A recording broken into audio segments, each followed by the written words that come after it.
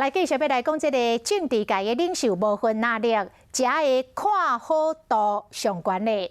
网络媒体调查结果，第一名是新北市长侯友宜，第二名桃园市长郑文灿，第三名国民党的立委张万安。侯友宜谦虚来回应，讲也有真侪做无好的所在。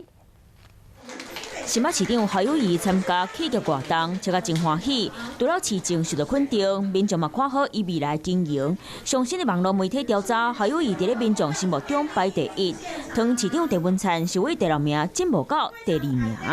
其实市政包罗万象，还有很多做得不好、不足的地方，请多多给我指教。那我想台湾要好，就是每一个角色都要扮演好。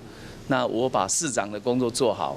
就是对台湾的贡献。政治人物好感度轮流做，共一份调查内底6月份的时阵，搁伫咧第7名的国民党立委张万安，这摆来到第3名。顶到是顶摆第3名的卫福部长陈时中，这摆刷落到第8名。高雄市长陈其迈顶摆嘛要搁伫咧第4名，这摆刷落到第9名。